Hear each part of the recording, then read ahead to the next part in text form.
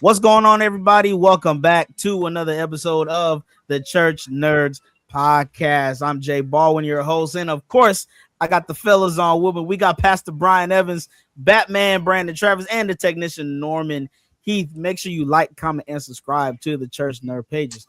Be a part of the Church Nerd congregation. Be a certified Church Nerds. As you guys know, we were off last week, so we want to say happy belated Mother's Day to everybody. All the mothers back in the So what's Day to you? I ain't heard that one. Mother's Day, all the mothers.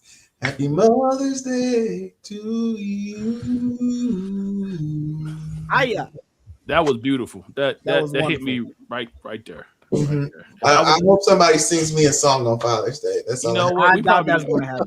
We probably won't get that. You know, I can't see us. No, Father's Day. They probably gonna have us singing to ourselves like they usually do. Okay, I guess. You know. Well, I did go into Walgreens today and saw that they did have Father's Day cards already out. So, but right amongst the what? Right amongst what? The graduation cards. Oh yeah, we can have our own day. They ain't never care about Father's Day. I mean, they never care about Father's Day. There would be no children without fathers. That is very true. There would be no women without a man. Without father. Oh, they're not ready for that combo, Brandon. You needed a man. Yeah.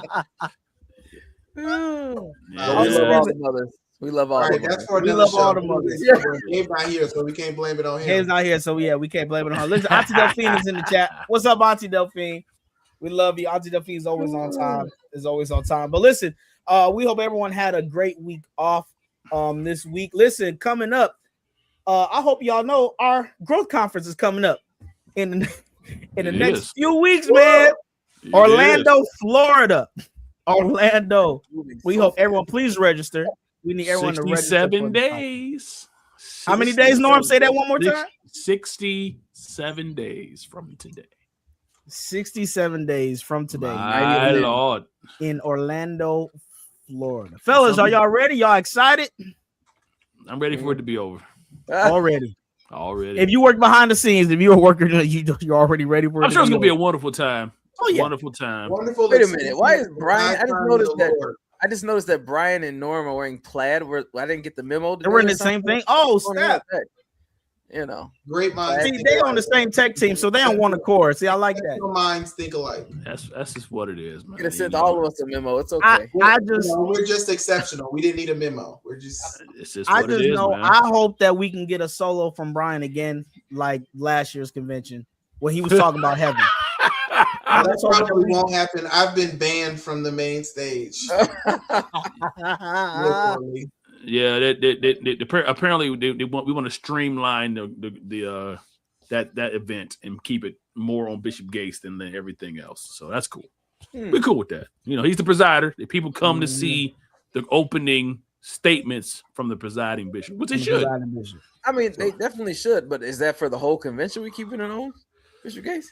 I'm not saying that. I didn't say that at all. Okay. I didn't say those words didn't leave my lips. So don't try to put that on me. No, sir. No, sir. I love my pastor and presider. Don't put that on me.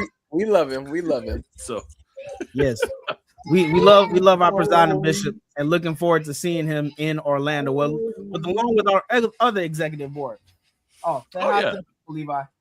Hold on, Levi's in the. Hi, Levi. Hi, Levi. Hold on, Levi. Good to see you, nephew. Levi is ready for He is ready for the convention too. There's a splash pad, which he will be at every day during the convention. There's a wonderful splash pad there at the main hotel. Those of you who are staying at the main hotel, there is a slide and a nice little pool. The Saints have to walk by it.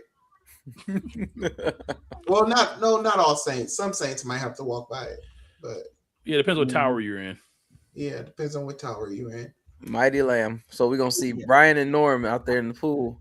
You know what? You're not gonna see me. Good well, you ain't gonna see neither one of us in no pool. Whatever.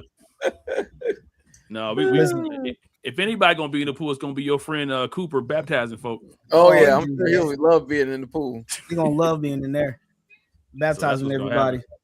Listen, I'm excited. I'm excited for the convention. I hope everybody's gotten their flight because ticket prices is my lord.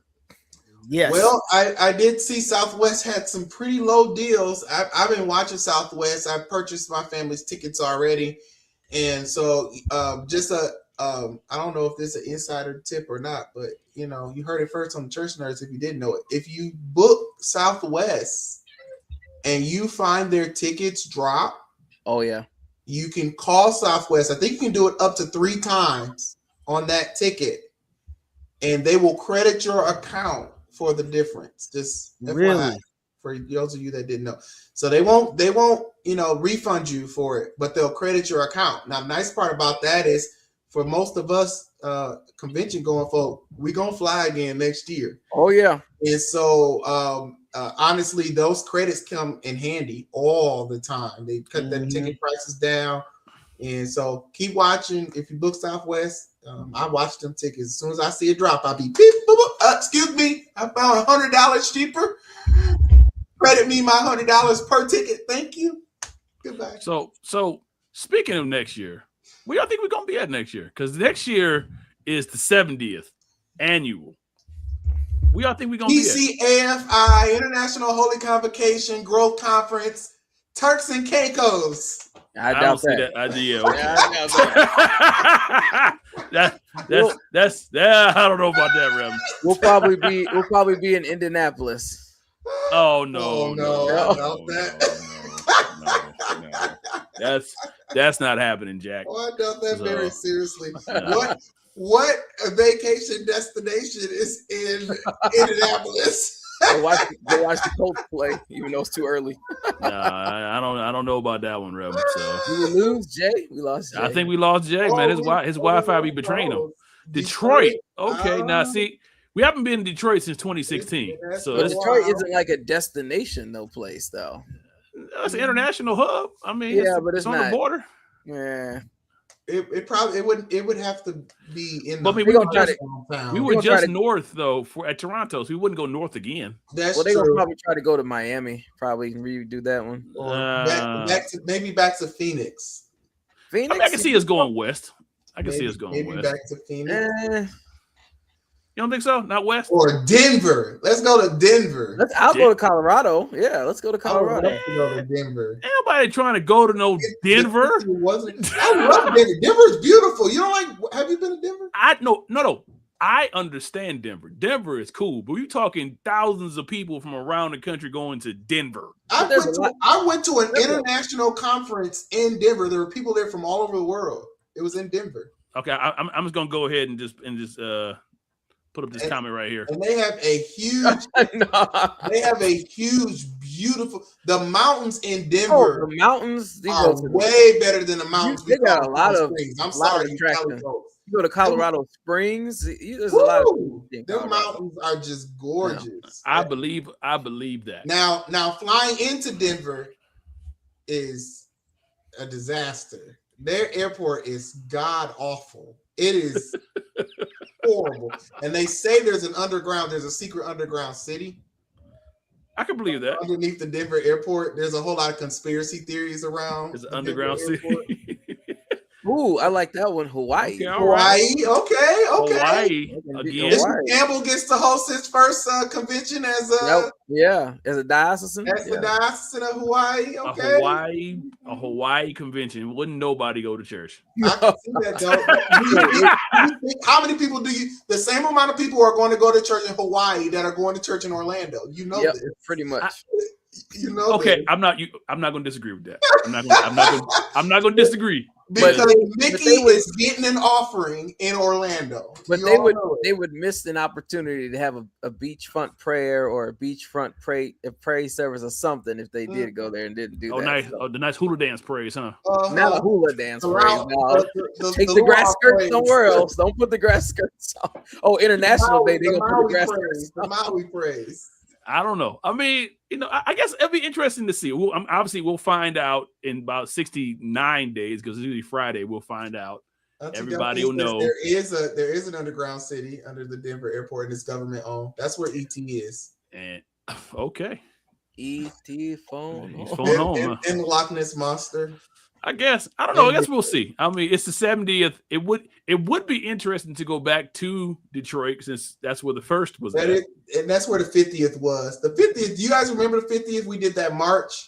I remember it. And I think that was the year we did a combined service with PAW. Mm-hmm. I thought that was in Florida. No, we did a couple of them. We did do one in Florida, but I think we did one in Detroit as well. And was that 2007? And then that's when the rainbow was around the sun, and Bishop Bell was like, rainbows, Look, Saints. Okay, God has approved this convention. Wait, was that 2007? That was because I want to think I think that was the year Bishop Smith died. I think it was the year after 2008. It was the year after Bishop Smith passed. Man, I remember where I was when I found out Bishop Smith passed. That just brought back all kind of memories. I was in my auntie's basement. That was a great man, Bishop Nehemiah Smith. Great man. Great man of God. Great man. A flatfoot preacher, the preaching machine. That's a machine. Wait, did you play him in a play, Brian? No, that was Bishop Wright. I played Bishop Wright in that play that year. Okay. The IYC or NYC at that time had the little skit.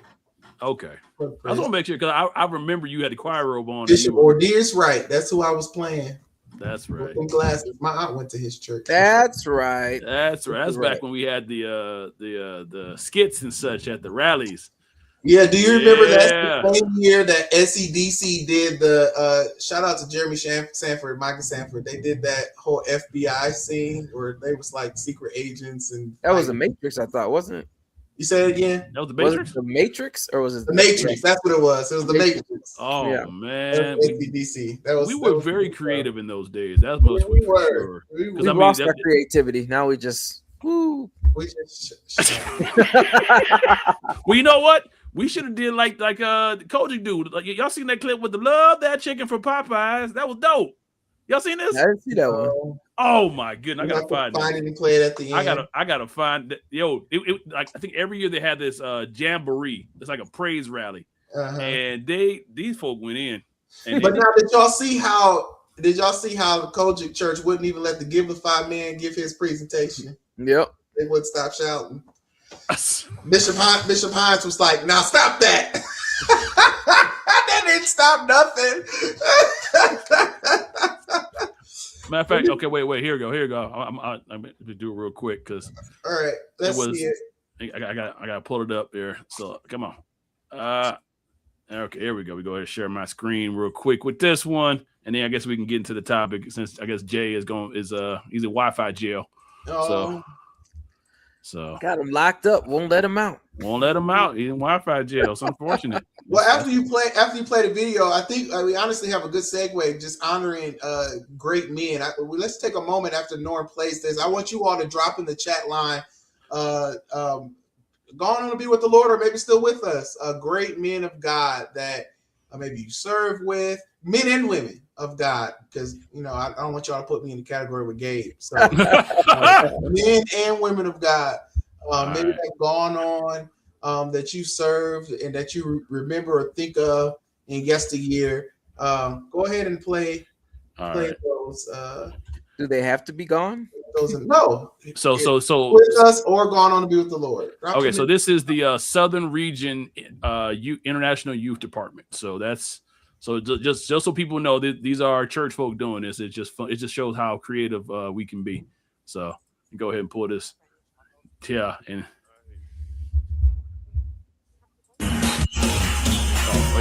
I can't play it. Oh, my bad. Can y'all hear that or no? Can y'all hear that?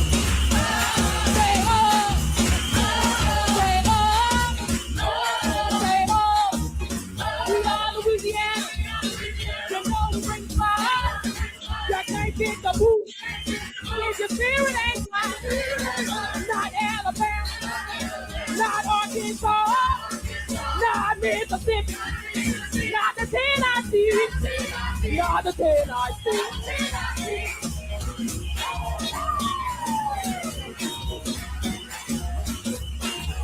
Get something in your head. Get something in your head.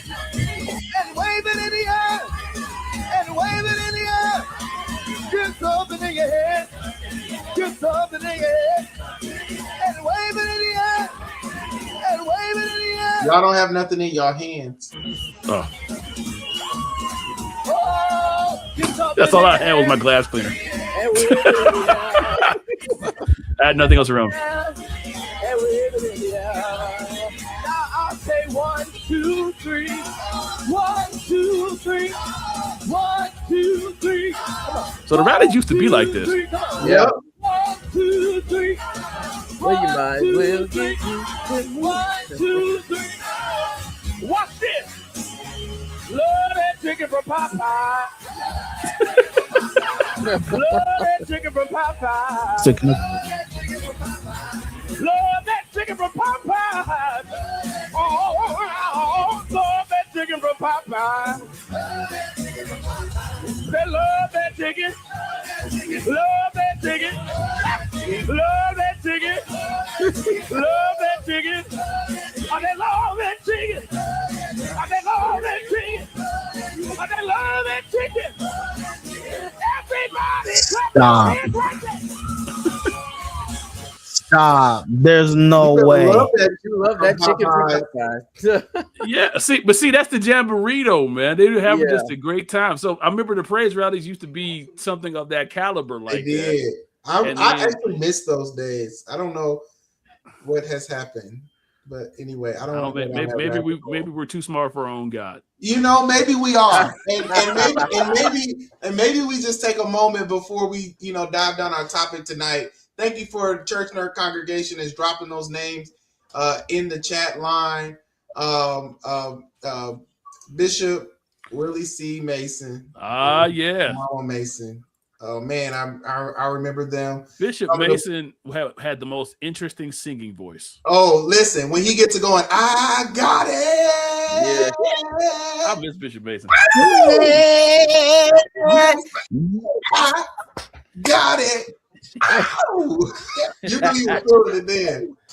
Him and Mama Mason. Hold on, Brian. You can't leave out something. You can't leave out when he'll go something about that Holy Ghost. Right? I cannot explain, but I got it. Some stuff was just so simple. Some stuff was just so simple. It was the simple times of church where a song like that just send the whole church in. I don't know. Yep. Bishop Reese Price, absolutely. Finally Bishop remembered Reese him. Price.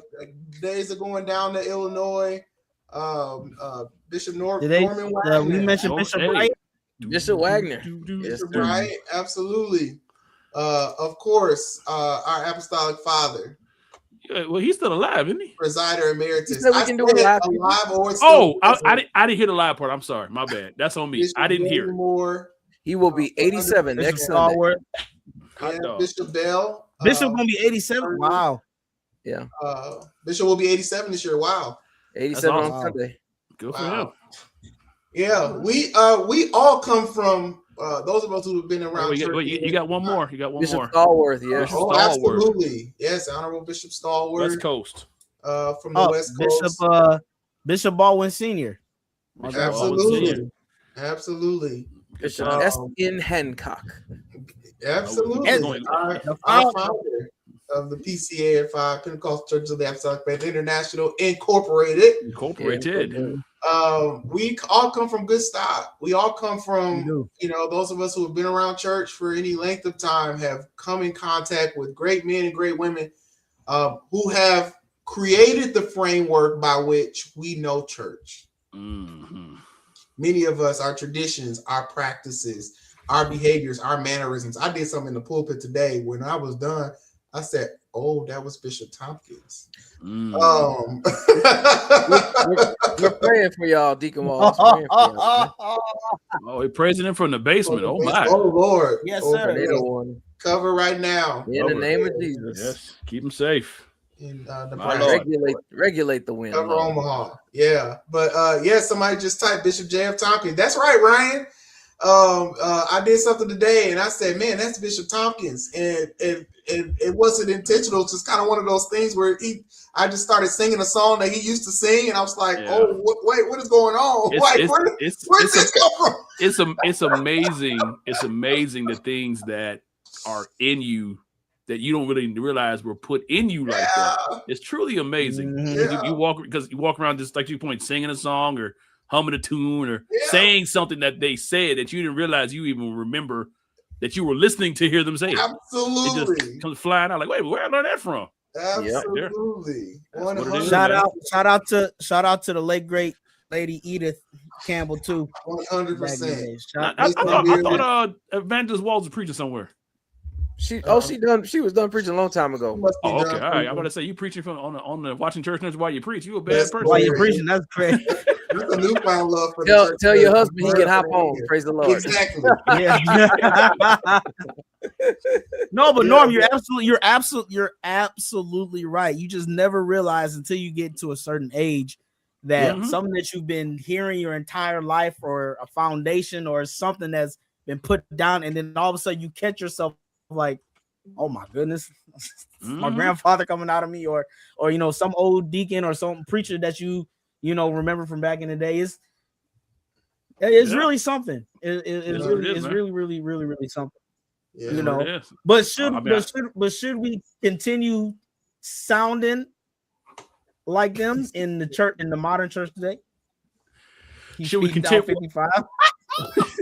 Don't get no tickets, Reverend. Don't get no tickets. Okay, so is he speeding? Is he speeding down 55 or is he speeding driving 55? No, 55 is the interstate. So thank you for clarifying. I'm thinking he's just speeding at 55. 55 ain't speeding unless that's not speeding at all. He's probably going about 90 down 55 right now. Well, man, I wouldn't put that on Mark Zuckerberg's internet. This could be perfect. 90 kilometers. Way 55 setup. 55 is like Mario Kart, brother. You better jump for your life down that highway. But me too. Willie walked up behind me at I want to say it was at I want to say it was in Toronto. No, where were we last? Toronto. He walked up behind me. We're in Toronto. Where were we in Toronto last? I don't even know. Conventions. Yes, we were just in Toronto. Yeah. He walked up behind me and he said something, and for a split second I thought it was I heard your dad, and I was like, wait, whoa, what is going on? And I turned around and it was him asking me about something else. But yeah, I hear his voice in them as well. Okay, so what was the question you asked, Jay? I was saying, remembering, since this is a good segue into our topic, remembering a lot of our old the saints of old. One of our apostolic fathers, I don't know if people know, made a post saying that he the days of old, he misses the days of old where the saints would skip work on purpose to make sure they get to church. Now the saints are skipping church just to get to work. What happened? What happened? What was the transition to where people used to be, trying to get to the church house, and now it seems like life is more important than, or things happen in life, or work is more important than trying to get to church? Well, it could be anything. I kind of like it too how Norm, I think Norm phrased it before we dive into it on the PCAF site. What was that little caption you put in there, Norm, about the show? Oh, Too Smart for Our Own God, that one? You put in a little kind of segue, just a short little blurb. What, you about the description? Yeah, the description. Oh, what did I say? Lord Jesus, I don't know what I said. So, sometimes I'll be just saying. Okay. It says we've mastered technology, unlocked information, and built systems for nearly everything. But are we outthinking our dependence on God? Yeah. Okay, I did say that. So sometimes I'll be like, I'll just say stuff and I'll be like, I forgot what I said. So. That was good. Okay. Thank you, sir. I appreciate it. But no, I think it's a matter of, and then maybe the topic of the conversation, Jay said, should we still sound like the way they sound there now? I think to a degree you should, because the message shouldn't change, but probably the delivery should change, though. I would say that. I mean, the message of the gospel is still the gospel. It is what it is, and that should never change. Never change. But I would say that how we get it out to the people should evolve with the times. I think some of the methodology. I mean, back then there were no tapes, there was no technology, there was no nothing. There was nothing but microphones. That was the technology of the day. Was microphones, right? So you had to do things a certain way to get people to catch on.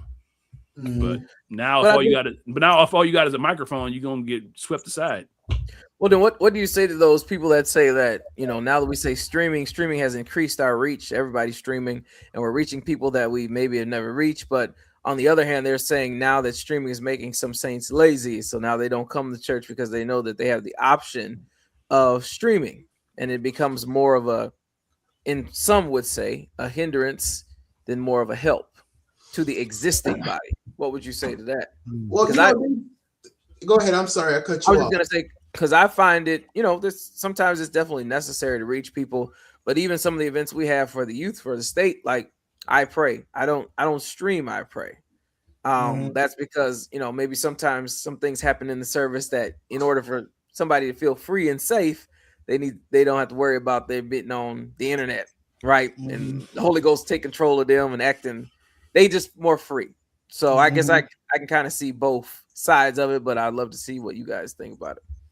Yeah, I actually concur that we probably put too much on the internet. From a service perspective, I think we'd have less negative connotation as it relates to the church if less was on the internet. I do agree there. However, I do not agree with the notion that it's often portrayed that just because a church does stream or because streaming is now an option for people to get the gospel, that has somehow made people, quote unquote, lazy. There's an older gentleman at our church. He's actually one of my associate pastors. And he makes this statement all the time. I love that he said this. He says that growing up, he always asked himself the question, how in the world is God going to get his message to all of the world? Now remember, he's in a different place of technology. Growing up, there was zero technology. This man is 70 plus years old, right? And he would always ask himself, how in the world is God going to, how would we get the message to everybody in the uttermost parts of the world? How is that even possible? In that time, that seemed impossible to him. In today's world, he says, I don't ask myself that question. He says, I know what they're doing in Pakistan right now. If I want to know what they're doing in Pakistan right now, I boop, boop, boop, boop, boop. Look at them over there in Pakistan. That's how you know how old people use their hands. Everything is boop, boop, boop, boop. Yeah, you say boop, boop, boop, boop. Look at them over there in Pakistan, right? The tool is the internet, in which God is using to distribute the gospel. Now you will get those people. I'm not really a fan of these types of folks, but you will get the people that will take every tool and instead of focusing on the good that tool can produce, they'll focus on all the bad that tool can produce. Those people drive me nuts. Because in my head, I'm thinking, you spending all this time focusing on all this stuff that's gone bad with the tool when it's doing all of this good over here. So how about we shift our thinking to see how can we enhance the good that this tool is doing over here? Because anything can be weaponized, right? And so we just have to be careful. I think that we don't stifle the development and the innovation that God has given us to distribute the gospel, to do good in the earth, because we're afraid of a tool. I would definitely agree with that. I mean, but like with anything, it's balance to it. Yeah. I again, when I first started the media ministry that I was running it for CAM, PCFI, as far as that, I was internet, push. As I got older and started getting more understanding, and I begun to realize that to a point that not everything needs to be on the internet. to an earlier point. Some broadcasts are better not streamed and coming to be there, to be in person, to your point, Brandon, for safety, for element, or even for lack of what's happening can't be really translated through cameras to the internet. You know what I mean? There was a conference we were doing, and it went from a panel discussion to a moment of breakthrough that was happening. But unless you were in that room, it would come off crazy and sometimes comical if it was online. So in that instance, we cut the cameras to allow that moment to exist and not be turned into something of folly online. But you have to know what really truly belongs on the internet, because the internet is forever. And in the world we live in, it's even faster, because now I won't even take your whole service. I'll just take the 3 or 4 seconds I found hilarious, and turn that into forever. And now the whole narrative has changed with that.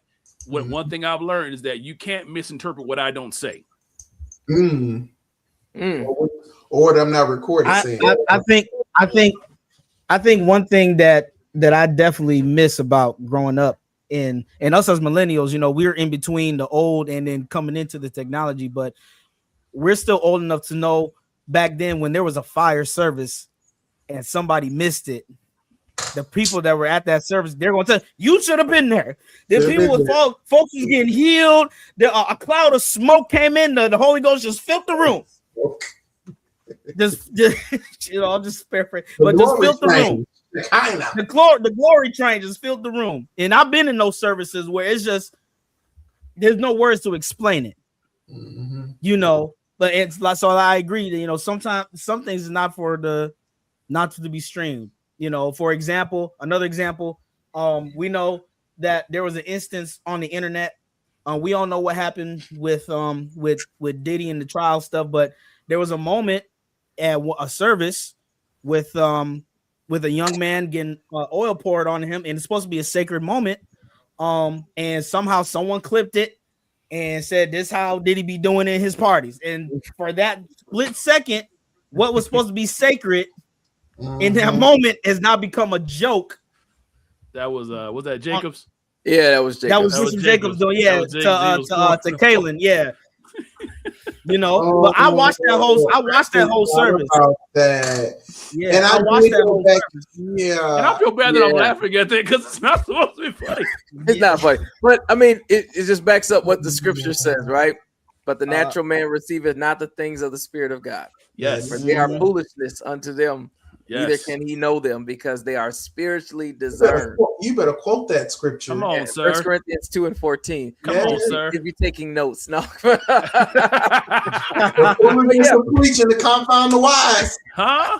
Come on, sir. To your guys's point, definitely we have to be able to, in a way, curtail things and make sure we're putting. I don't want to say our best foot forward, and I don't want to call it appropriate things either. But those things that are not hard to understand and that can change lives, and kind of leave our little nuances outside of what we stream and the things that we may do that may be traditional and that may not be biblical, and give the place for people to say anything about. But on another side of this subject, so then what is change, right? Because change is, I think we all would agree that change is inevitable.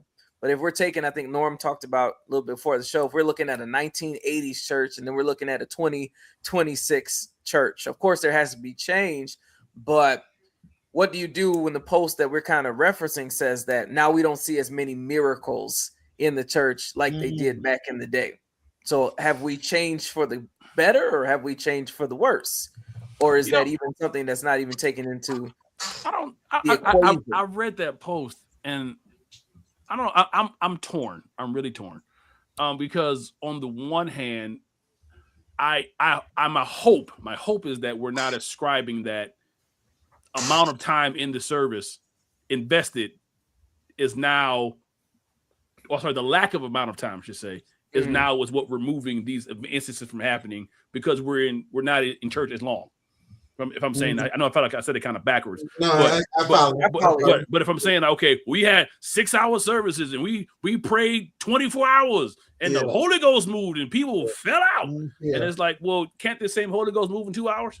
But you know, Norm, you stepping on some toes now, and I'm gonna step on you so you can step on their toes a little harder. Fair enough. You know that's the thought process of a lot of folks. The thought process is the reason we don't see miracles, and I don't know who these people are that ain't seeing miracles, because I'm seeing miracles, signs and wonders, right? But the thought process is because we would see miracle signs and wonders if we go back to having 6-hour services, 24-hour prayer, where everybody sleep for 22 of them. When you sleep for 22 of them, right? Because I remember going to all night because we could miss church. We could not miss church. I told the saints at our church, we went to church literally every day of the week. There was literally. We went to church from school every day of the week. Monday, we cleaned the church. Tuesday night prayer, Wednesday night Bible class, Thursday night choir rehearsal, Friday night evangelistic service. Saturday, we was back at the church cleaning again for Sunday. Sunday school, Sunday morning worship. Don't let it be a 4 p.m. service at somebody else's church. Yeah. Then he was back at church at 7 o'clock p.m. for Sunday night service. 7 or 8. Church. All the time, and don't let them schedule an all-night prayer or something in between, or a saints meeting, or saints meeting. Lord have mercy, the saints meetings. Don't throw them in there. There ain't no choir rehearsal this week. We having saints meeting. So you know that concept and noonday prayer, Amber. Yes, noonday prayer, every single day of the week. The people have equated that to that's why we were so holy, and that's why we saw miracle signs and wonders. But my Bible tells me it's not of works that any man should boast. Some of that was just extra. Some of that was just the most, because I was asleep in half of them services, or doing homework, or just outright failing classes because I was in church and not at home doing my homework. And people getting fired from their jobs because they decided they was going to church instead of going to work, and didn't tell their boss. Well, our Sunday school lesson today told us that was an error. If you go to Sunday school, go read the Sunday school lesson today. It told us that was an error, because we have a responsibility to reflect and resemble God on our jobs. And disobedience to our employer does not reflect God in a lawful way. That is actually anti what we learned in Deuteronomy and what we learned in Ephesians in our lesson today. You have a responsibility to go to our jobs and do what that boss tell us to do, or find another job. And don't blame it on the devil when you get fired, because it ain't the devil's fault. That was your fault, and God didn't do it neither. You did that. Yeah. Go to work. Yeah. Amen. Well, and you know what? I was about to say something, but I think Auntie definitely had a good question. She raised a very good question. Same 7 days a week. How many of that generation are still in church today? I'm about to shout. And where are their children? I'm about to shout. That's good, Auntie. And that question, that's good, Auntie. We stepping on some toes tonight because that's something that we sometimes ignore. Is you can be so invested in this space that your children will say, I ain't got time for this. Well, right. It's that same idea where we see something great happen, so we focus on that, but we don't focus on all the negative that happened to everybody else, or those that fell away, or those that fell off, because God did this one thing. So everybody else is a casualty, and we don't need to talk about that. But why are they a casualty? It shouldn't have to be that people die spiritually, that God forgot to do something. That's not the mind of God. I agree. No, that's heavy right there. That is heavy right there, because I mean, and something I was saying earlier, I mean, times in society and culture really has evolved. It really has. Mm-hmm. And the society we live in today, I would say, with people's financial, the economical, social, I don't know if they could support being at church 7 days a week.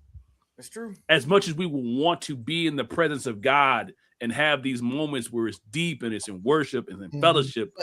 But Norm, how much of it of it is that you should be building your own personal relationship with the I Lord? was getting there, and not reliant on the building, because I think a lot of people rely on the building. Even some parents I had to talk to, because I'm a youth pastor, I guess they say now, and they want to ask about what the programs, what we got planned. My first question is, what are you doing at home?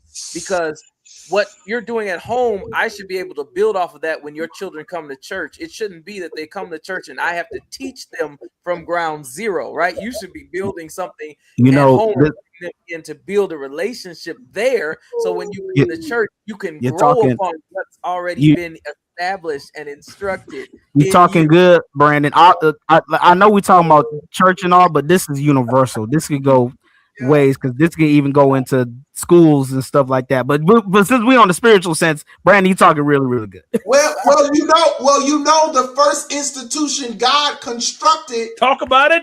Was family. Was the family. There was no building. How can you come into the church act all like you gonna govern the church? That pastors gotta take heed to this. You gonna govern this church and you can't rule your family. How can he put your robe on the seat and go home and be a father and a husband? My Lord. Let the church say amen. Salvation begins at home. At home. Timothy Wright, so did I. I'm grateful for your youth leader. The Lord gave me that same wisdom, and when I became the youth leader of our church, even though we was in church 7 days a week, on Wednesday nights during Bible class, it took some pulling teeth. So Timothy Wright, you should really, really thank your youth leader, because you probably have no idea the battles they had to fight to get that, because I had to literally lose it all just to get them to let me take the young people to the basement. Right. Let me help them with their homework. Let me help, because they got to go to school the next morning and they're not gonna have time. And it's not like we're like our other people. We're not like our other people where we have 45-minute services. We don't do that. We have 120-minute services. Yes. Minimum. And if we start service at 7:00, that means it's 9:00. And for most of our saints, they were either taking the band, because our congregation, most of them rode the church band to church. Mm-hmm. So now you got to sell them the church band another hour and a half if you the last stop. So you got a child. We got out of church at 9 maybe. And then they not getting home till 10:30, and then got to get up and catch a bus to school at 6 a.m. the next morning. Not even if that's your father was the driver and he's a deacon. You got to wait. Don't let your father be a deacon, minister, pastor, whatever. You're gonna be there until 10:30, 11 o'clock. You're gonna be the last ones to leave. Yeah. So this is where I think my bishop Gates, he always throws in that word nuance into understanding of things. Yeah. We've been stepping on toes all night. I was keep on stepping on toes. Keep stepping. I am of the opinion, Norman, because my last opinion I got shot at from talking about Ricky Dillon, so I'm about to keep getting shot. Go ahead. I'm of the opinion that church would not be as long if people came on time. I'm of the opinion church would be not long if everybody came with the right mindset. Or majority. I'm of the opinion that if people came on time with the right mindset and they started at home when church started, I agree with Brandon 100%, and I agree with Norm 72%. Fair enough. I'll take 72. I'll take 70. At least it ain't 23. I'll take it. Because I have been to some services on time, and they still went 3 hours. Well, and that's true, and that's fair. But I have been to. We're not talking about them, Brian. We're not talking about. I'm talking about the services that say, "Okay, we can't start because there's nobody in the audience." Right. Oh, right. I'm so glad I'm so glad my father. Listen, it don't matter if it was just us that had got there at night service. Somebody gonna be opening up at 7 o'clock. Where the testimony service has to keep going because the speaker has not arrived. I'd have been there. We didn't all been there. We ain't all been in those. I literally had to do testimony service for 3.5 hours. One convention. Don't say I'm not gonna say who the preacher was because y'all would definitely know who it was. Oh, but literally, but literally, 3.5 hours making up songs and trying to do all kind of stuff. So I've been there, lived it, done it. So that's my personal opinion. And Brandon, don't let it be 2 or 3 people that's in that service for testimony service too. Oh, it was a long time. Come on, saints. Come on, saints. Anybody else got a testimony? Is there another one? Ain't God been good to somebody? Somebody, you ought to stand up and give God a praise. Then we got to sing our favorite song. If the Lord does something good for you, stand up on your feet. If the Lord does something good for you, stand up on your feet. You ought to clap your hands. You ought to stomp your feet. You ought to tell somebody that the Lord been good to you. We sing that for 2 hours. Ridiculous. Just get them to stand up and clap their hands. So I don't know what you come to do. Oh, Jesus. Wait, and the thing about it is, as I got older, I started thinking about that song. That song is crazy. I don't know what you come to do. But I come to praise the Lord. Praise the Lord.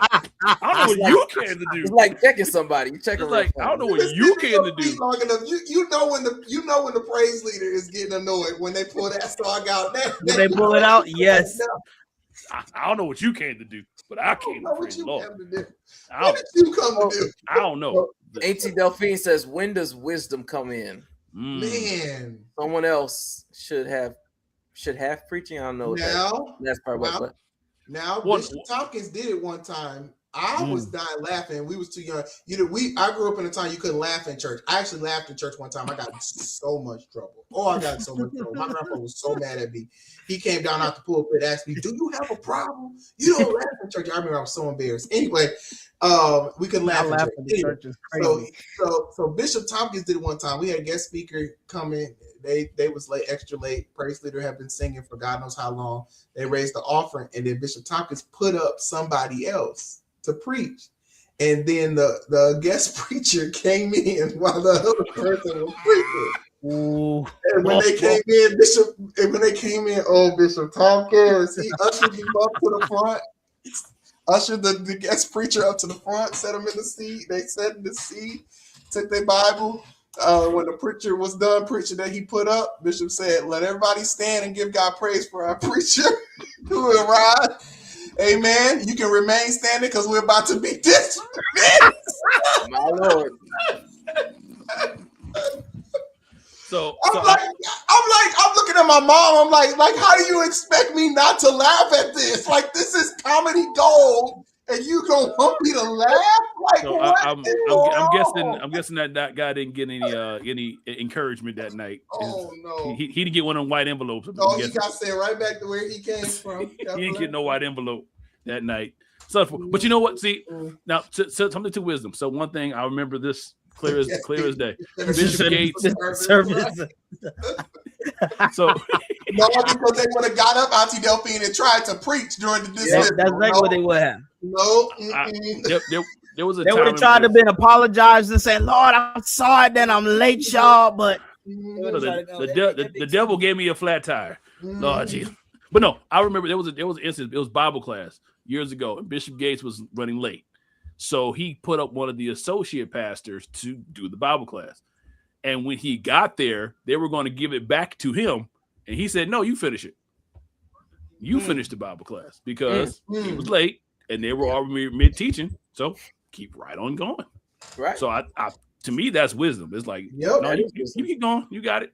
I say that's good pastoring because you got to know yo. That's good pastoring because you got to know that you have capable and reliable ministers and elders underneath you that can hold it down when you're not there. Yep. Well, if you're shepherding them and you're teaching them, they're a reflection of your leadership. Yep. So, because I know there have been plenty of instances where my father has been out of town and we've had night service and he came back at night service, but he came in the back. Y'all know how Bethlehem is set up. He came in the back and sat in the back, and they all looking like, "Bishop, we want Bishop." He said, "Y'all go ahead and dismiss."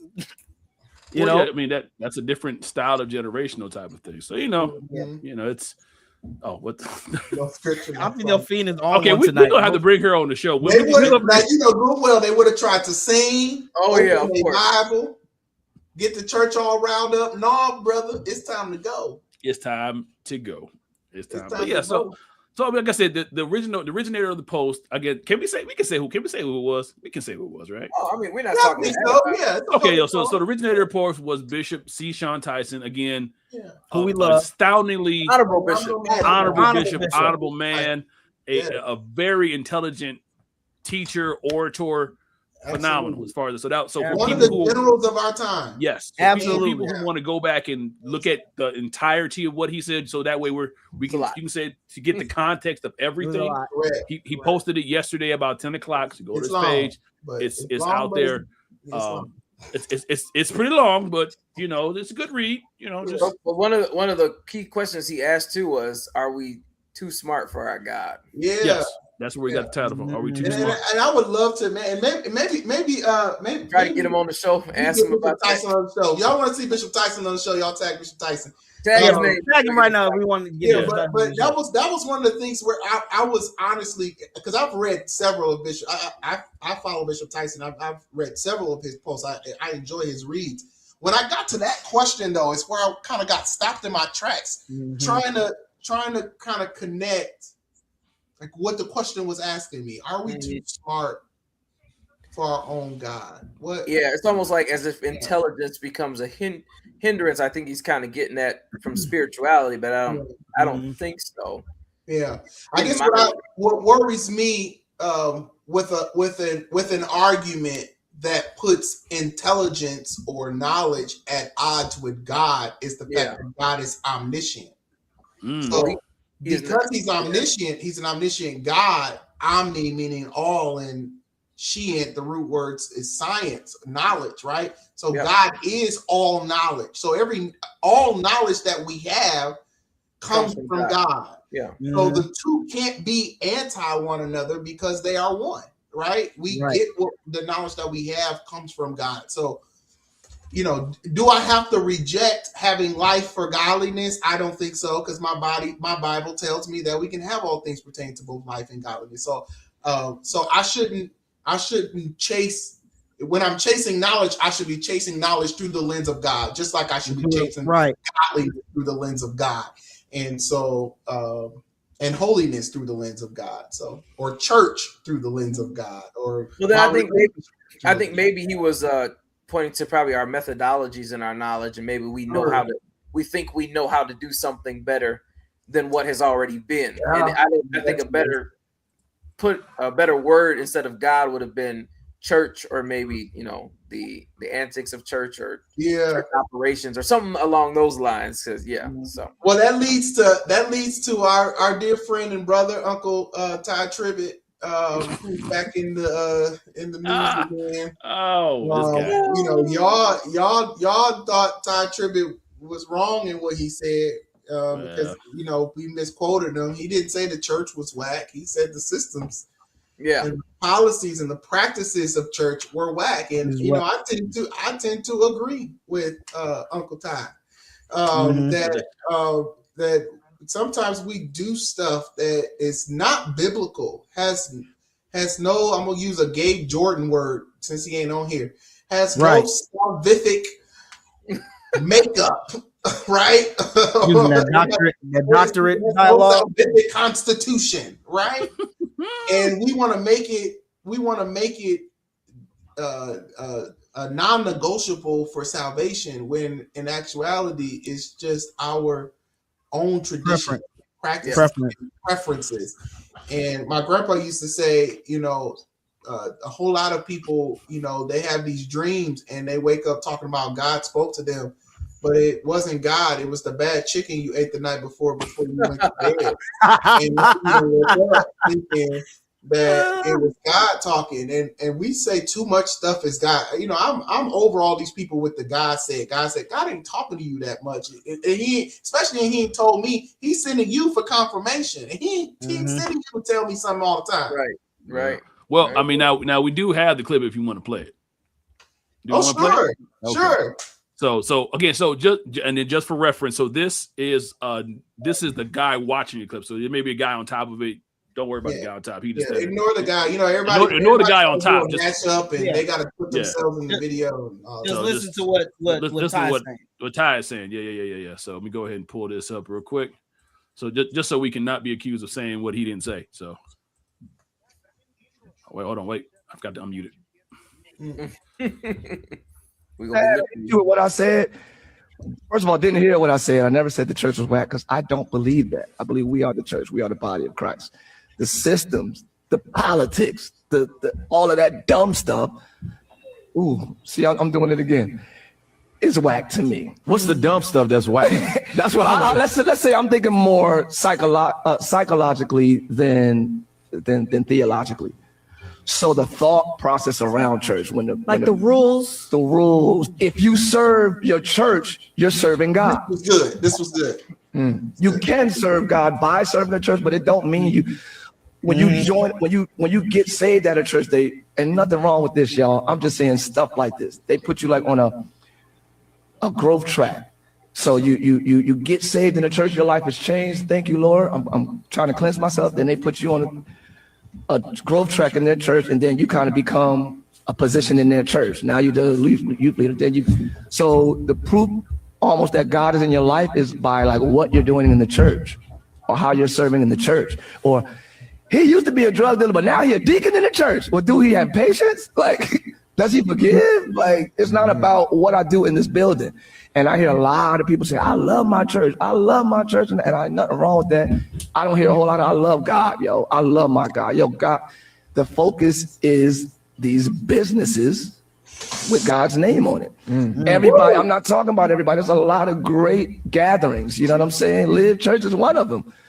But for the most part, what I've seen in my 48 years on this earth is a whole lot of stuff that I don't think Jesus was talking about. I don't know what I'm talking about. So that's what the man said. Gabe Jordan? Where's Gabe Jordan? Well, what do you say? What do you say, Gabe Jordan? What do you say? What do you say? What do you say?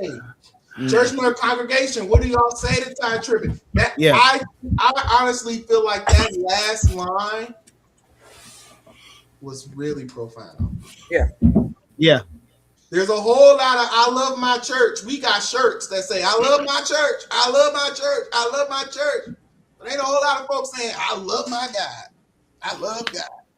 And they got mad at Eric. What's wrong with you? I love God. You don't love God? Love God. What's wrong with you? But what if you actually do love your church though? Well, listen to Ty Tribbett. Here you go. Listen to Ty Tribbett. Here we go. I said there's nothing wrong with that. I'm just answering the question. There's nothing wrong with loving your church. Love your church, but you better love God more than you love your church. That's I 100% agree. Walking around talking about I'm so church hurt because they love their church more than they love God. If they would love God more than they love their church, then the antics and the stuff that happened in their church would not dissuade them from God. They would be able to get over it. Right. And then at the end of the day, your church is temporal, but God is eternal. God is forever. That's Jehovah forever. Jehovah forever. It's crazy. Jehovah forever. Well, no, I'm glad he found a way to say it. I mean, I'm sure people still wouldn't agree with him though. I mean, because to have a growth track is not a bad. I think it's not these are bad. I guess maybe. Well, what's the bad part? I don't think he was saying that the growth track was bad, but I was thinking the focus that is put on the growth track is where the focus coming in. The focus is more so about let me grow you into this position and grow you into this place rather than grow you in God. So we're saying then it's the better track to say grow you in God and let you find your position. Is that what I would hope a person has a relationship with God before they have any position in. I would hope so too. I would hope that too. But to Ty's point, the opposite is happening because we are not building kingdom. We are not building the kingdom of God. We are building what Ty called it. So y'all don't get me. Ty called it this. I agree, but don't get me. Ty called it this. We are building these businesses. 501c3s. We ain't building the kingdom. We building businesses. That's the problem we got. Because in a business, I need you to be professionally developed so you can work this position.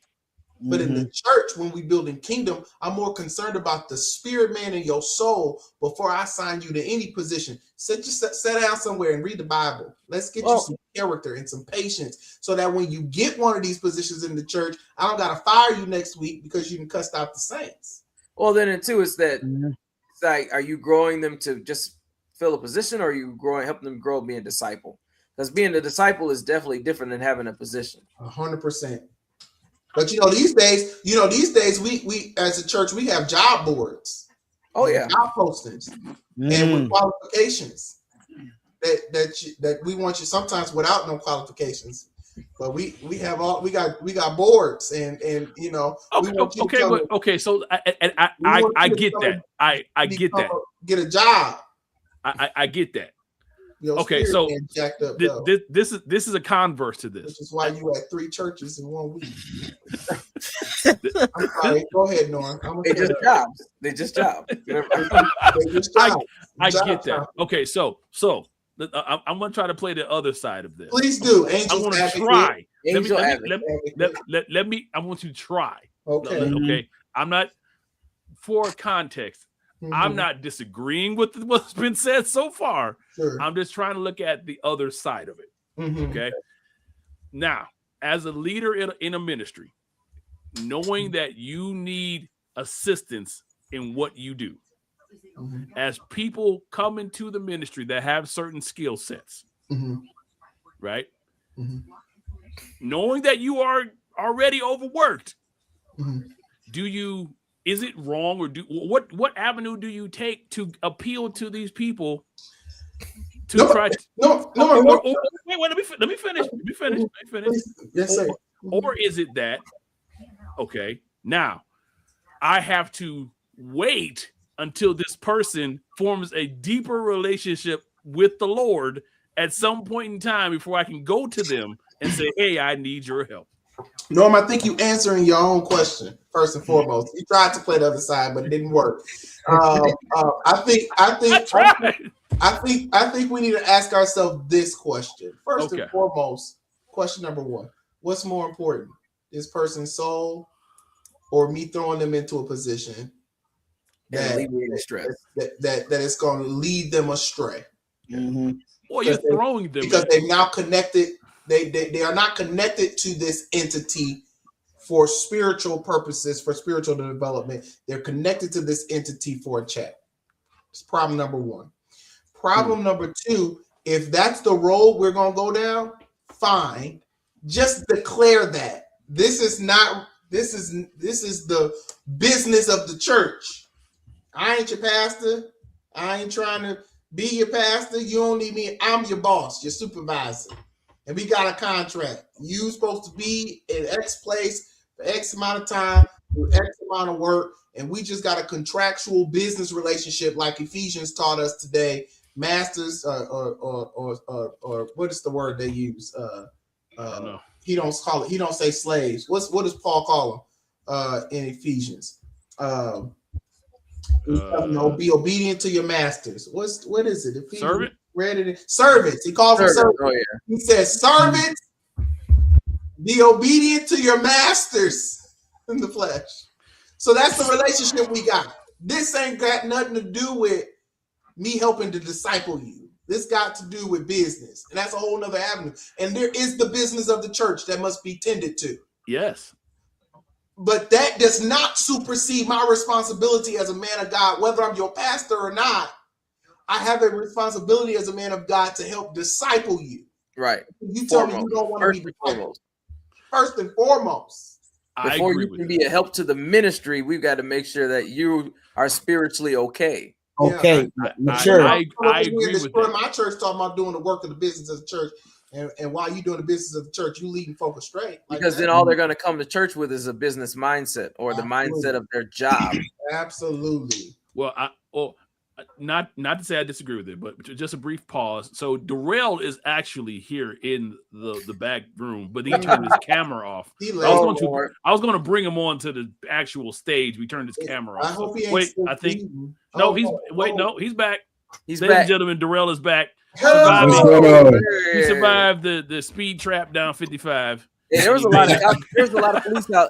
There's a lot of state police out this weekend down 55. I don't know. There definitely was. That's probably why I'm a little bit later than expected. Wild. Is that a new poster in your background? Is that a new one? No, these are all posters, just different angle. Oh, okay. Because I'm just on my laptop camera. Okay. So I can get on quicker. That's all. There it is. I feel that. But again, back to that working mindset. I've seen it. I'm sure all of you have seen it too down through the years, where you have those people that come to church and just do a job, and they don't seem to get involved with the service, don't seem to get involved with the culture of the church. They just come and perform their function, and they're there, maybe sitting in service, and they just go home kind of the same way that they came. Yep. And it's like, and then the hope and prayer is that, oh, well, the Lord will get a hold to them, one day or something like that. That should not be. It should be our goal to disciple them, to bring them into the fold if they're there before they function. So I would say this though. I would say, as a good leader, as a wise leader, my job is to do both. I believe there is a space where I can use your talent, but also ensure that your discipleship journey is still in progress. Norm, I will agree.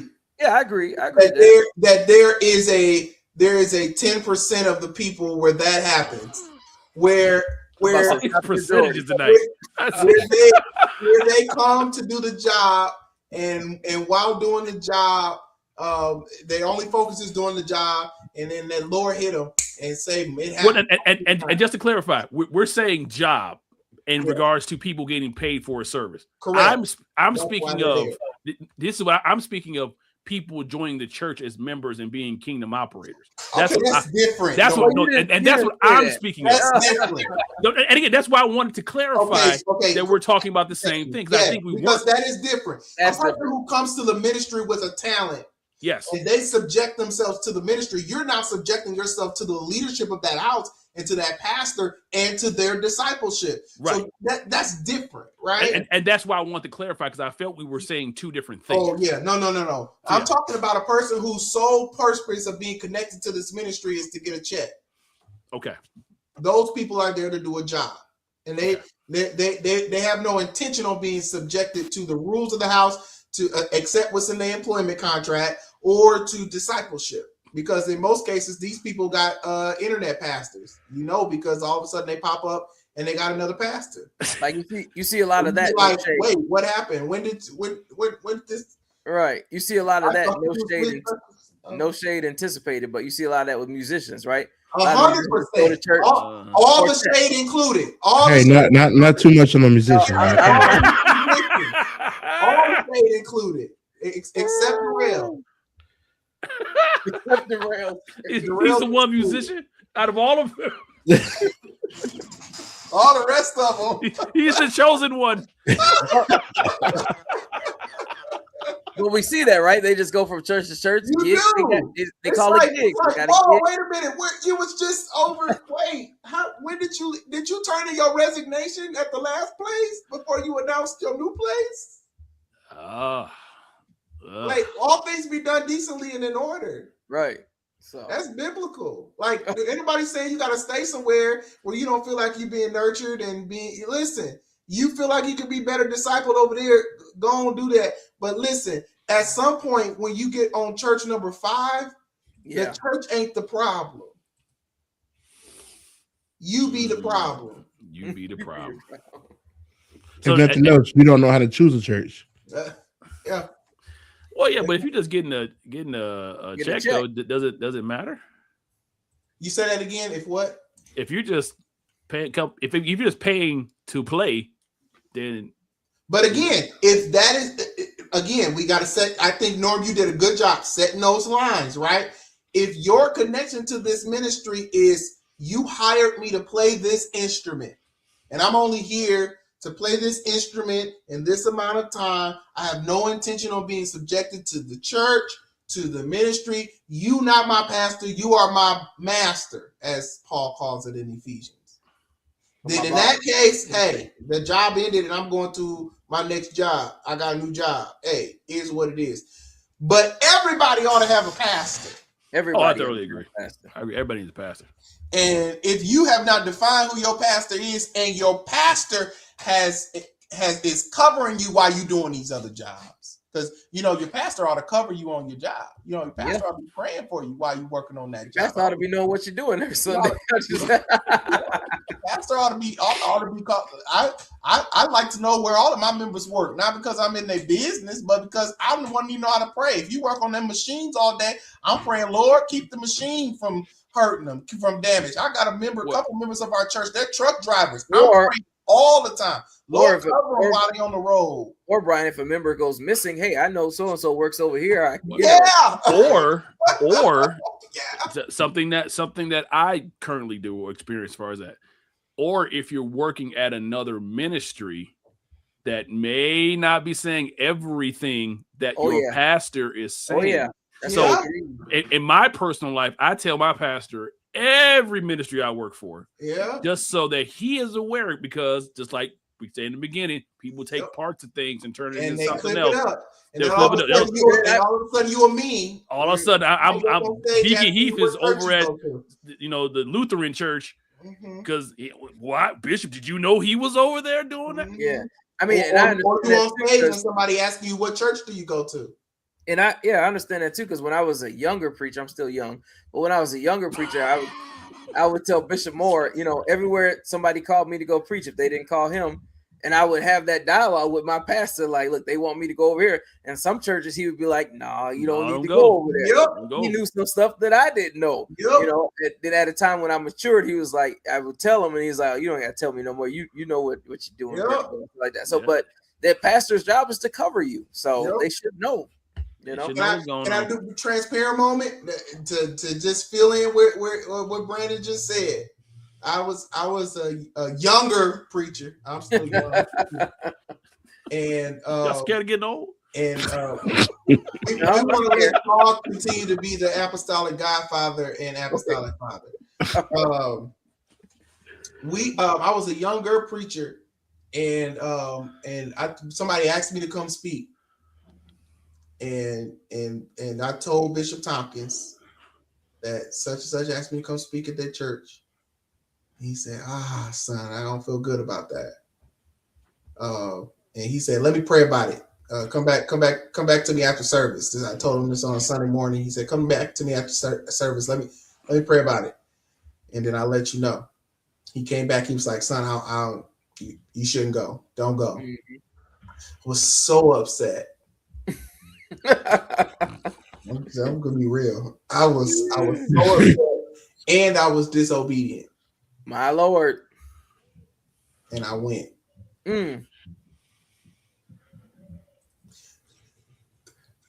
Because it's one of us, I ain't gonna say nothing else about it. You gotta say what happened. And all I'm gonna say is it was the worst experience.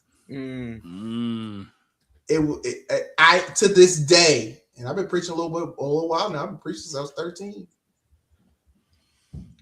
It was to this day, I have not had a worse experience ministering at a church. I said to myself, and God, he'd say, didn't your pastor tell you not to be here anyway? So the question is, did you go back to that church? Never. So if I can give any advice to any young preacher out there upset that your pastor said don't go, you better find yourself not going. So if Brian Evans hasn't come back to your church, you know it's you. Well, I don't think they're a part of us anymore. That is funny. Man, awful. It was just all the way around.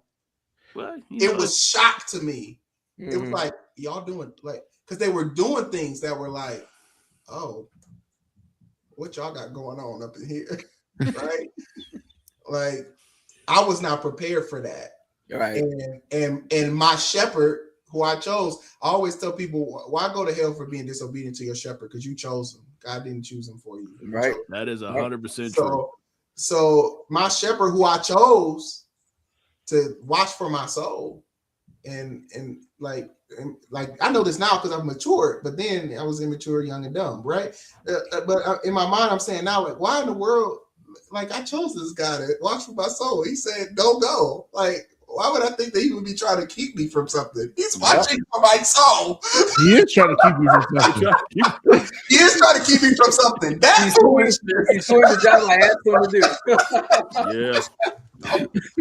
So your preachers, your leader is not trying to keep you from anything but the foolishness of this world. Trying to keep you from getting stars, man. Well, I think part of it is always the wonder, like, okay, well, what am I missing? Right. Because I could have missed that. a similar transparent. I mean, and again, this is one of those. I always wonder what would happen if, like, years ago, when I worked at Comerica Bank up in Michigan, we were transitioning departments, and they were moving my department to Texas. And I went to my pastor and said, you know, Bishop, I may have to move to Texas. He said, no, you don't. I'm like, Bishop, I ain't gonna have no job. I gotta go to Texas. He said, no, you don't. Okay, I guess I don't have a job. But that's just like Bishop, though. No, you don't. It's like, oh, I guess I just won't have a job. I guess so. Pause on my ties for a while, but sorry, you know. Okay, so I mean, I said, I guess I can't go. I was like, well, I told my new wife, we had just gotten married. Bishop said I can't go to Texas. Now, sure, that was an interesting conversation. Oh man, again, this is my new wife. Right. Maybe a year or so into this journey. Man. Oh, I'm about to be jobless for a while because my pastor said I can't have a job. But now, thankfully, I didn't go because I actually found something better up here in Michigan, and which led me to where I am now, which is great and wonderful. Now, but I do always wonder what would have happened if I did go to Texas. All those years ago. Ain't no telling. There's no telling, but it's glad that you don't know. but on the other side, it's like how much faith do you have in your shepherd to say tell you, guess what? You're going to be out of a job for a while. And that's just how it's going to have to be. Mm-hmm. Sorry. That's real. That's real. So, but you're better than me. I probably would have been in Texas. Yeah.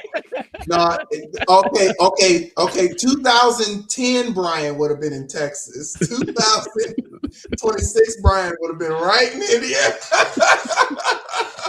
It's always interesting to look back in your life and see if you would make different decisions at critical moments. Oh yeah, where you would possibly be. It's always interesting to look back there and see. But 100%. Knowing that where we are is where we're supposed to be and where God has ordained us to be is a good feeling, and knowing that too. So the fact that we serve an omnipresent God. Yes, sir. God that knows the end from the beginning, God who's Alpha and Omega all at once, and time does not confine him. We can just lay and rest in his divine promise. Yes, sir. Jeremiah said he knows the thoughts that he thinks toward us, thoughts of good, not of evil. Give us an expected end. He expects us to arrive a place. Yeah. I mean, our hymn for today at Cam was Blessed Quietness. Blessed Quietness. Our hymn was "'Tis So Sweet to Trust in Jesus." Yeah, there it is. There it is. And it's funny. It's funny growing up. I remember first hearing that song, I'm thinking, why would they make a song about people shutting up? So that's not very nice. But the song of the day. But as I got older and I started to really understand what was being said, it mentions just having peace in a time of storm. Yeah, I think I'm gonna start singing that when somebody stops talking. Oh yeah, like, right in the middle of their conversation. Just right in the middle, just bust out singing. What assurance in my soul. There it is. In my soul. That's a good one right there, Doc. Storm and sea. No. My song. When I want somebody to be quiet, it just slipped my mind. Never mind, because I was going to somebody call it. No, what's the song? What's the song from Lead? Okay, that's a lot of songs. Lead. You might have to narrow that down a bit there, buddy. No, it wasn't Lead. What was that? IEEE? Oh, that's even worse. Bishop Moore. What did he say? Oh, what did he say? Oh. For Bishop Cass, I don't know what he said. What was this? Oh, what was the song? Oh, that's my song. Whenever I want somebody to be quiet, I just go remix.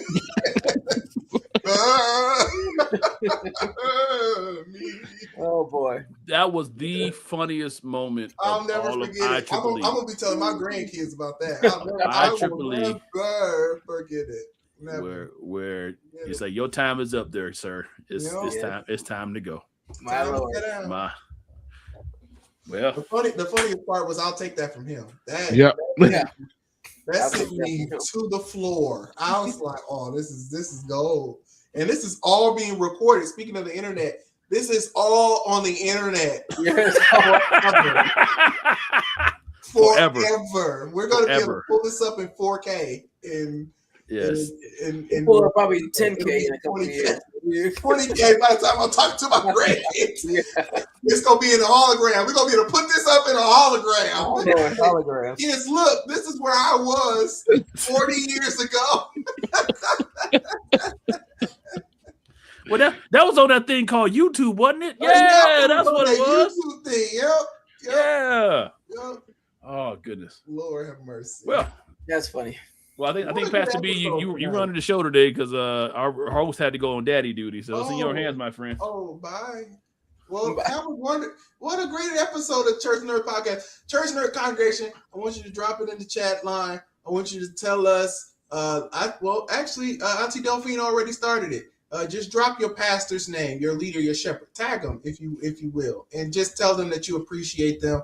And Church Nerds Congregation wants all of our leaders to know that we appreciate you, all the work that you are doing to help shepherd and watch for our souls. And I don't care who you are, and I don't care what your title is, you ought to have a pastor. You ain't got a pastor. Everybody. You are leaderless. You are shepherdless. Who's watching for your soul? Why are you out here lacking without somebody watching for your soul? What's going on? You can't even watch your own back. Don't try to watch your own. Go on, get you a pastor. What a statement. You can't even watch your back. But you watch your soul. I mean, get you a pastor. Yes, we honor Bishop T. David Dockery Sr. Yes. Our second assistant. Our third assistant. Presiding bishop. Just move right down with them. Right. Has to do the counting. Our third assistant presiding bishop, great man of God. Great man of God. We honor you. All of the pastors that are within our organization, within our Reformation, the PCFI, and abroad. We love you. We love you too, Queen Mary Gibbs. Thank you, Queen Mary Gibbs. Queen Mary. That's a great name, Queen Mary. That's an anointed name. Norm, do we got a video tonight? Take us out. You know what? We got something. We playing videos on. We had 3 videos tonight. Well, it's okay though. We got one more. You know, so this thing has been done several times. This is just the newest version of when you go to the drive-through and you want to have church. Go ahead, sir. All right, praise the Lord. Thank you for choosing Wendy's Missionary Baptist Church. How can we help you? Sir, my father would like the Baconator meal. All right, you want the Baconator blessed meal? Yes, ma'am. You want that single blessing, double blessing, or triple blessing? The double blessing my father has asked for. Double blessing? Yes, ma'am. On the double blessing, you want is 5 meat large. The fries medium, and my mother says that she wants them extra hot like the devil touched them. Ooh, nah, baby, we don't want the devil touching nothing. I didn't say that. She said she didn't say that, but she does want them to be hot. I want to be clear on that. Yes, ma'am. We're going to make it hot. We're going to make it hot because that's what the Lord do. He said, you're good hot blessing. What's the drink on? What's the drink? Strawberry lemonade, please. Strawberry lemonade? Yes. Ma'am. Light ice. Anything else for you? And just the light ice on that. What is going on in the world today? With these Missionary Baptists. She was fired 2 days later. No. Oh, Father, what a day. Lord have mercy. Hey, you know what? I would go there. I would rather have that in the drive-through line than some of the other stuff I've experienced. Oh yeah, some of that. There are some people, and we're praying for all of our customer service workers and those who work in hospitality and food service. We're praying for you, but some of y'all need to quit. What? Because it's not your ministry. You ain't not been called to it. Just like some of these ushers need to be fired. I'm about to start a whole nother show. It's been a wonderful episode of the Church Nerd Podcast. I'm Pastor B. That should be an episode. We got to talk about them, the ushers. Yeah, some of them need to be fired. God bless y'all. See y'all next week. Hey, it's Pentecost Sunday next week. Next week is Pentecost Sunday. It's Pentecost Sunday. If you're in the Kokomo area, anywhere near northern Indiana, you see us here, 616 North Union Street. We're going to have a great time. Dinner is free to our community. We'll be serving dinner on Pentecost Sunday at 2 p.m. And we'll have a 5 p.m. Pentecost service. We're going to have church. Y'all come on, be with us. Okay. Yes, Might as anywhere, well keep on going. If you're anywhere in Chicago, come see us at 10708 Vincennes Avenue, where we will be blessing the name of the Lord, and there will be a mighty wind in the house. Hiya. Yes. Darrell, what you got? I'm going to be with Brandon. Oh, okay. I thought you were at what's the name? No, this is the afternoon service. It's the Illinois combined service in the afternoon. Yeah, it's the council service. Okay. All right. Well, I got 3 different places, so I got.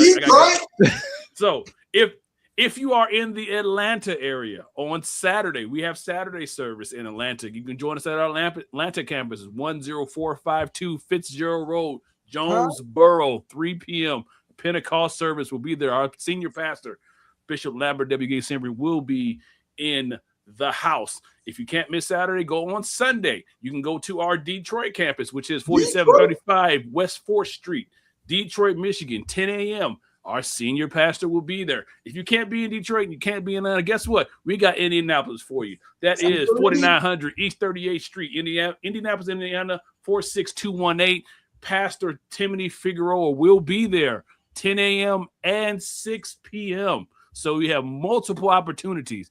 Come enjoy Pentecost with us. If you can't be in any of these cities, find yourself a good church. Go to church. Go to a Pentecostal church. I'm talking about that church that believes in speaking in tongues with fire. With fire. If don't say Pentecost, turn around. Pentecost. Turn around. You gotta go somewhere where they believe in them tongues. It's with fire. Go to a good Bible reading church that believes in speaking in other tongues. Ask the Spirit. Yeah.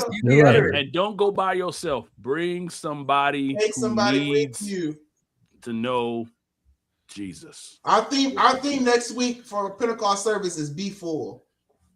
Be full. You gonna come? I don't know if we got one, but I don't know if we got one either, but yeah. Well, but just come and have church. It's just Pentecost. Just Pentecost. Just want that fire. That's all. 50 days after resurrection. There it is. Well, go to church. Good night, everybody. Good night. We out. My Lord. My Lord.